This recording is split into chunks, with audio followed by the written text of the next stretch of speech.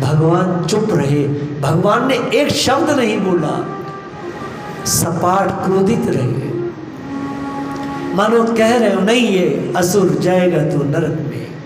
ये तीसरा पग कब देगा? शिव ने, वरुण ने, इंद्र ने, सरकार कृपा करो। बलि की कोई ऐसी बड़ी गलती नहीं है, जो इंद्र मारा मारा फिर रहा था वो इंद्र भी बलि के लिए प्रार्थना कर रहा है। शिव जी ने प्रार्थना किया, महाराज आप तो सम हैं, बड़े बड़े असुरों को आपने समता से ताड़ दिया महाराज, इसके पितृ को तारा है महाराज, इसके काका को, प्रति काका को, इसके परदादा को आपने तारा है, उन्हें आपने नरक नहीं दिया, हिरण्याक्ष हिरण्यकशिपु को नरक नहीं दिया। महाराज आप कैसे इन्हें नरक दे सकते हो? इसके तो पितृ भी तरे हुए हैं सरकार, इसे आप नरक कैसे दे सकते हो? आपने स्वयं ही तो कहा है 21 कुल है, आने वाली कुल में महाराज ये तीसरी चौथी कुल है, आप कैसे नरक दे सकते हो? आपने वाणी से कहा है मैं तारता हूँ, महाराज आप इसे भेज नहीं, इंद्र कह रहा है। भगवान रीझ नहीं रहे। बीच बीच में बलि महाराज बीच में बोलते हैं, बड़ी कृपा है भाई साहब, इंद्र चूंकि उनके बड़े भाई हैं, सभी देवताओं से कहते आप ठाकुर जी से मेरे लिए कुछ भी ना कहें, ये स्वतंत्र हैं, ये स्वतंत्र ईश्वर है, ये जो भी मेरे लिए निर्णय लिए हैं वो मुझे स्वीकार्य है, इन्होंने मेरा सर्वस्व ले लिया है। लेकिन अभी भी बलि महाराज बार बार कहते हैं मेरा, आपने महाराज बड़ी कृपा की, मेरे राज्य में आए, बड़ी कृपा की, मेरा सब कुछ ले लिया, मेरा ले लिया, मेरा ले लिया, बार बार मेरा कहते हैं। बलि महाराज की जो पत्नी है विंध्यावली माता, बड़ी विदुषी है, बड़ी विदुषी है, बड़ी समझदार है।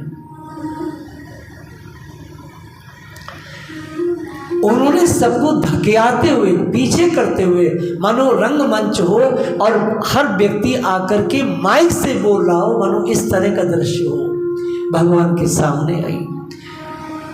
बलि महाराज बंधे, उससे पहले ही श्री प्रहलाद जी आए। प्रहलाद जी कैसे हैं? पीत वस्त्र पहने, बड़ी बड़ी सुंदर मृग छोना सी आंखें हैं, कंठी पहने हैं तुलसी की, स्वयं ठाकुर जी ने बांधी है, हाथ में सुवर्णी है। जब कैंपस में घुसे तो दूर से बलि महाराज को बंधे देखा, उस पोते को जिसको गोद में बिठा करके हरिनाम दिया था। दादा ने पोते को देखा है, लेकिन पोते के पास प्रहलाद जी नहीं गए, बस आंख का इशारा किया, बहुत अच्छा किया बेटा, बहुत अच्छा किया। पोते की तरफ को बिल्कुल देखा नहीं, और प्रहलाद जी भगवान को लंबा दंडवत किए, और प्रहलाद जी ने भी बलि महाराज वाली ये शब्द बोले, और प्रहलाद जी से भी वामन भगवान रीझे नहीं। प्रहलाद जी क्या कहते हैं? आचार्य शुकदेव कहते हैं, हे स्वामी आपने बड़ी कृपा किया, आपने बड़ी कृपा किया, इस असुर से सब कुछ इसका, देखिए शब्द देखिए, इस असुर से सब कुछ इसका छीन लिया, आपने बड़ी कृपा किया, बहुत कृपा किया, असुरों से उनका छीन लिया, बड़ी कृपा किया। ये गलती भी वही थी जो शिव ने, ब्रह्मा ने, इंद्र ने की थी।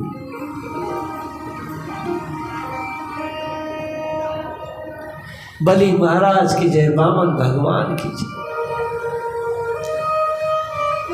जब प्रहलाद जी आए तो विंध्यावली महारानी को ऐसा लगता था दादाजी आए तो कुछ हो जाएगा, लेकिन उन्होंने भी वही बात की तो उनका हृदय बड़ा फट गया।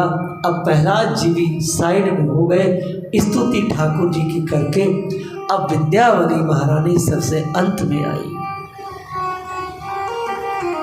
और जो उन्होंने शब्द कहे ऐसे शब्द किसी ने नहीं कहे। सब बड़े बड़े हाईटेक पढ़े लिखे लोग थे, लेकिन किसी ने वो शब्द नहीं कहे जो शब्द कहे उनकी धर्मपत्नी ने। क्या शब्द कहे? उन्होंने कहा, हे देव कोटि कोटि से बंदन, बहुत कोटि कोटि बंदन करती हूँ, प्रणाम करती हूँ। आपको कोई रिझा नहीं सकता, आप स्वयं अपनी इच्छा से रिझते हैं। लेकिन सरकार एक बात बताए, कुछ ऐसे मूड होते हैं जो समस्त जगत जो आपका है उसे अपना अपना कहते हैं। ये जो पति है मेरा, ये बहुत बड़ा मूड है, अभिमानी है। सरकार ये अभिमानी है, मैं देख रही हूं इतना अभिमानी है, लगातार मैं कर रहा है। ये मूर्ख है सरकार। और जैसे विंध्यावली महारानी ने ये शब्द कहे, भगवान की आंखें खिल गई और इस तरह तिरछी दृष्टि से ब्रह्मा शिव को देखा कि देखो ये है शरणागति।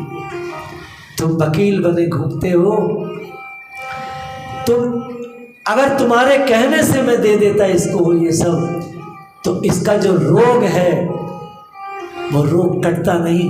तुम इसके रोग के सहित इसको त्रिलोकी को देते।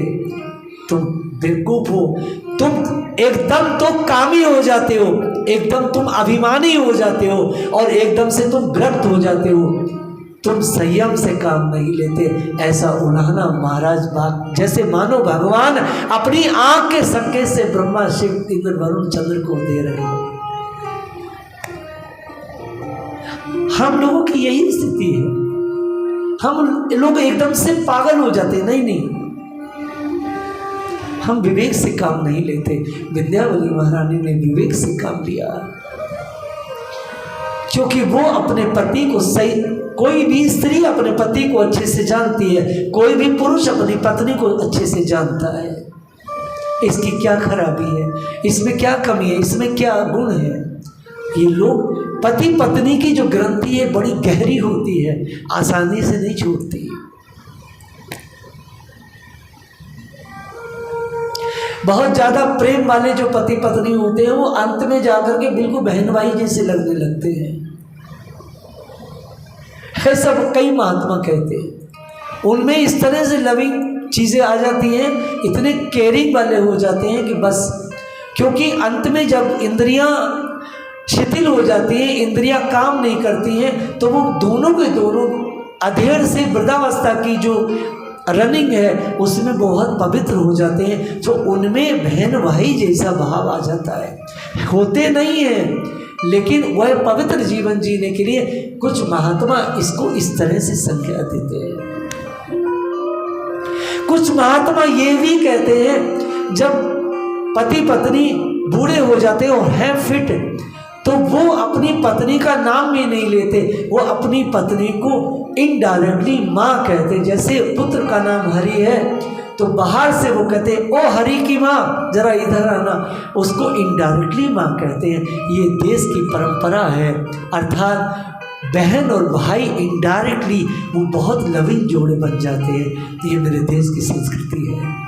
और मनु संहिता में भी स्पष्ट लिखा है, जब पत्नी भोजन कराए तो माँ जैसी, सलाह दे तो मित्र जैसी, जब भोग शैया पर जाए तभी वो काम्या है, तभी वो भोग्य है। एक स्त्री पूरे दिन में कई कैरेक्टर बदलती है। ये मनु संहिता, ये वैदिक लिटरेचर है। हमारी संस्कृति बड़ी महान है। दूसरी जगह तो बहन बेटियों तक से विवाह है, सौतेली माँओं तक से विवाह है, लेकिन ये सनातन संस्कृति में अगर किसी को एक बार माँ कह दिया, बहन कह दिया, तो उसका हम कितना निर्वाह करते हैं। ये हमारी संस्कृति है।